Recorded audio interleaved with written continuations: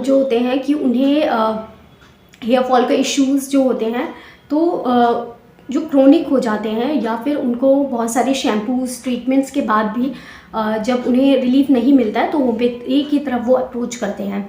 तो hair fall में yes it is very मतलब इफ़ेक्टिव ट्रीटमेंट है कि बहुत सारे कॉजेज़ की वजह से या फिर जो अनडिटरमाइंड कॉजेज़ होते हैं, डिजीज़ होती हैं, उनकी वजह से हेयर फॉल होता है। तो सिम्प्टोमोलॉजिकल केस टेकिंग के हिसाब से अगर ट्रीटमेंट की तरफ अप्रोच किया जाए तो रिज़ल्ट काफ़ी अच्छे मिलते हैं। लोगों के 10-10, 15 साल पुराने जो हेयर फॉल के इश्यूज़ हैं वो ठीक होते हैं। तो मैं doctor Harshika, welcome to my YouTube channel doctor Harshika homeo talk.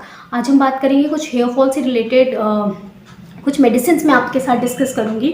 तो सिम्प्टोमोलॉजी बेसिस पे किस तरीके से ये चेंज हो जाती हैं मेडिसिन्स और किस तरीके से एक डॉक्टर के कंसल्टेशन में किस रिगार्डिंग बहुत होता है, ज़रूरी होता है कि किस तरीके से हम डिटरमाइन करते हैं कि that medicine will be best suited for the patient. So आज हम कुछ ऐसी मेडिसिन के पॉइंट्स जो है वो मैं डिस्कस करूँगी। तो बात करिए जो हेयर फॉल है, हेयर फॉल बहुत से कॉजेज़ की वजह से हो सकता है।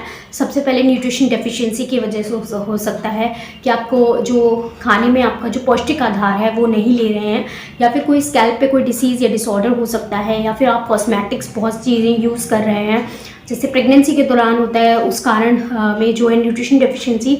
साथ के साथ वो जो एक पीरियड होता है उस दौरान as a body demand more nutrition, तो उस समय हेयर फॉल पे जो है हेयर फॉल दिखता है due to the nutrition demand की वजह से। और प्रेगनेंसी के बाद भी पेशेंट जो वुमेन्स हैं उन्हें भी ये कंप्लेंट दिखती है। तो ये अलग अलग कॉजेज़ हो सकते हैं, या फिर आप बहुत ज़्यादा डाइज़ वगैरह, क्योंकि मेरे पास ऐसे बहुत से पेशेंट आते हैं तो मैं आपको यहाँ पे बताना चाहूँगी प्लीज़ बहुत ज़्यादा डाइज़ या फिर आप जो भी ड्रायर्स वगैरह यूज़ करते हैं वो बिल्कुल मत कीजिए, because in a long run it give you a harmful effect. So ये चीज़ ध्यान रखें। तो बहुत सारे कॉजेज़ हैं, ये कुछ कॉजेज़ बताए जो कॉमनली देखे जाते हैं। स्ट्रेस, न्यूट्रिशन, तो इन सब चीज़ों पे ध्यान देना है। स्ट्रेस अगर आपको बहुत ज़्यादा है तो उन चीज़ों पे ध्यान देना है। साथ के साथ होम्योपैथी अप्रोच में आप स्ट्रेस की भी दवा ले सकते हैं। साथ के साथ अगर आपको वीकनेस है तो वीकनेस की भी साथ के साथ दवा ले सकते हैं। तो हेयर फॉल आपका अपने आप से सही हो जाएगा, आप देखेंगे। तो ये चीज़ बहुत ज़रूरी है। स्कैल्प पे अगर कोई दिक्कत है तो उससे एसोसिएटेड दिक्कत के तहत आप दवाई लेंगे तो डॉक्टर के कंसल्टेशन में तो आपको रिलीफ अच्छा मिलेगा। बात है कुछ दवा मैं आपको बताती हूँ। तो पहली दवा है एसिड फॉस। एसिड फॉस एक ऐसी दवा है जो जब भी वीकनेस से एसोसिएटेड कोई भी दिक्कत आती है तो उसमें हम एसिड फॉस जो है ज़रूर कंसीडर करते हैं। एसिड फॉस का फॉस्फेरिक एसिड भी कहते हैं। एसिड फॉस जो है अगर आपको किसी भी कमज़ोरी, बहुत ज़्यादा कमज़ोरी है, वीकनेस है, उसके कारण एसोसिएटेड, या फिर आपको कोई लॉन्ग लाइन बीमारी रही उसके बाद से आपको एक हेयर फॉल हुआ है, कोई स्कैल्प पे जनरली डिसीज़ नहीं दिखेगी, कोई अदर कॉज नहीं दिखेगा, बस ये एक पेशेंट बताएगा कि मैं बहुत टाइम से बीमार था, उसके बाद से मेरे बाल बहुत ज़्यादा झड़ रहे हैं, तो उसमें या मेरा वेट कम हो गया था, मैं ऐसे बीमार पड़ा। तो इस तरीके से पेशेंट आया, मैं बहुत कमज़ोर महसूस कर रहा हूँ, साथ के साथ बाल बहुत झड़ रहे हैं, तो वहाँ जो है एसिड फॉस एक बहुत अच्छी दवा होती है। साथ के साथ अगर वीकनेस है, पेशेंट को न्यूट्रिशन डेफिशिएंसी है, तो खाना उसको एक जो है अच्छी डाइट लेना ज़रूरी है। तो अपने आप जो है देखेंगे आपके बाल जो हैं अच्छे होंगे। विटामिन B12 की deficiency one of the important cause होता है कि बाल सफ़ेद हो रहे हैं, बाल झड़ रहे हैं। तो उसके लिए आप जो है अगर आप नॉनवेज खाते हैं तो ज़रूर उसमें या खाएं, या फिर आंवला आप जो है अगर वेजिटेरियन हैं तो वो ले सकते हैं। दूसरी मेडिसिन की बात करें तो हमारे पास अदर मेडिसिन जो इसमें है फॉस्फोरस एक बहुत अच्छी दवा है। अगर पेशेंट को चकत्ते जैसे मतलब गोल सर्कल फॉर्म में अलग अलग पैचेस ऑफ द जो है एलोपेशिया भी कह देते हैं, एयरटा, या फिर हेयर फॉल है जो पैचेस फॉर्म में है, अलग अलग जगहों पे हैं, तो वहाँ पर जो है फॉस्फोरस एक बहुत अच्छी दवा है। बात रही उसमें स्पेशल फीचर्स पेशेंट को ये दिखता है, हो सकता है रूसी भी हो, या फिर साथ के साथ अगर मेनली ये दिखेगा कि अगर सर्कल फॉर्म में जगह जगह से बाल उड़ रहे हैं तो वहाँ पे एक बहुत अच्छी दवा साबित होती है फॉस्फोरस।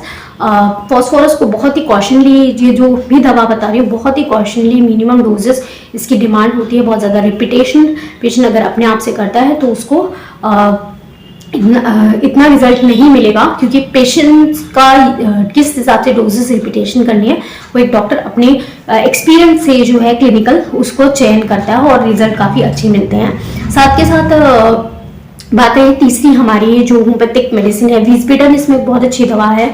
अगर आपको आपके बाल वैसे तो ठीक ठाक हैं, बट कुछ लोग आते हैं कि हमें हमारे बालों की ग्रोथ अच्छी चाहिए, मोटे नहीं है, कि थोड़े ग्रोथ अच्छी पकड़े या लंबे हो जाए, तो विस्बिडन इसमें एक अच्छी दवा है। साथ के साथ आप उसकी ऑयलिंग बहुत अच्छे से करें, आंवला आप लगा सकते हैं। ये इसके साथ बताऊंगी कि बहुत से लोग होते हैं कि हमारे घर मतलब हमें इस इवेंट में जाना है या फिर हमारी वेडिंग है, तो हमें बालों का जो है एक नेचुरल प्रोसेस चाहिए कि हम अपने बालों पे कुछ अच्छा काम कर सके।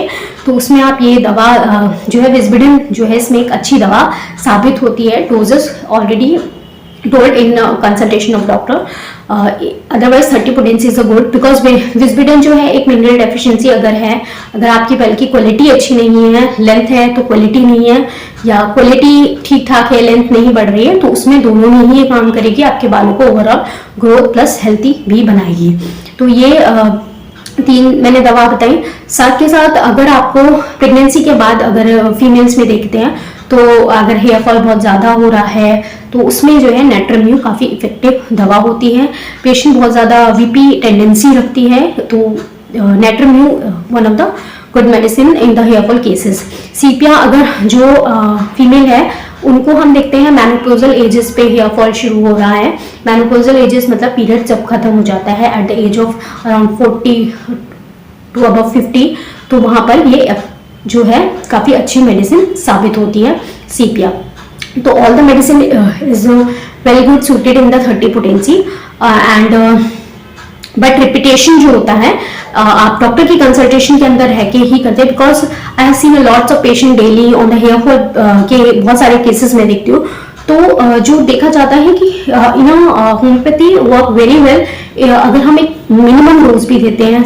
कई बार पेशेंट को सिर्फ 15 डेज में अगर हम 2-3 ड्रॉप्स का रिपीटेशन करते हैं, अगर वेल सूटेड मेडिसिन है और रिजल्ट जो है उसके बढ़िया दिखते हैं, तो बहुत सारी मेडिसिन विद रिपीटेशन कि आप अपने आप से करेंगे कि बहुत ज्यादा मेडिसिन ले लेंगे, 1 घंटे पे लेंगे तो आपका हेयर फॉल, आपके हेयर्स बहुत अच्छे हो जाएंगे, तो ऐसा नहीं है। एक डॉक्टर की कंसल्टेशन में कितनी डोजेस, क्या मेडिसिन सुटेबल बेस्ट रहेगी, वो डॉक्टर के जो है आप कंसल्टेशन एडवाइस के तहत अगर आप होम्योपैथिक ट्रीटमेंट लेते हैं तो वो बहुत सही रहता है। क्योंकि आजकल लोग जो है शॉप्स पे जाके, फार्मेसी पे जाके अपने आप से मेडिसिन लेके रिपीटेट करते हैं, फिर पेशेंट्स लेते हैं और कई बार अपने आप से ले लेते हैं, कई बार हमें आके दिखाते हैं। तो ऐसा नहीं है, अपने आप से रिपीटेशन बिल्कुल भी गलत रहेगा, because this is a medicine, एक फील्ड है, तो अपने आप से कोई भी मेडिसिन आप नहीं ले सकते हैं क्योंकि पेशेंट लेते भी हैं, अदरवाइज उनका ठीक नहीं होता है, because there is a something magical, या फिर आप कह सकते हैं ये एक 5-6 साल का जो है पढ़ाई और उसके साथ साथ एक्सपीरियंस ऊपर डॉक्टर जो है इसमें जो आपको ठीक करने में वो काम करता है, वो भी इसमें काफी अप्रोचेबल होता है। तो बिना कोई डॉक्टर की कंसल्टेशन आप कोई भी मेडिसिन बिल्कुल मत लीजिए जानकारी के लिए, क्योंकि बहुत से लोगों को अभी भी नहीं पता है कि होम्योपैथी में कितनी अच्छी अच्छी मेडिसिन हैं जो आपके हर इश्यूज में, हेयर फॉल ही नहीं, बहुत सारे लाइफस्टाइल डिसऑर्डर, बहुत सारे ऐसे केसेस जो हैं, इवन कैंसर तक जो है उसमें भी मैनेजमेंट, प्लस काफी लोगों में ऐसे केसेस होते हैं ट्यूमर्स वगैरह, उनमें ये जो है बहुत अच्छा रिजल्ट दिखाती है अगर पेशेंट ट्रीटमेंट का अप्रोच जो है डॉक्टर की consultation with best advice, with best repetition और विद फुल कोर्स अगर लेता है।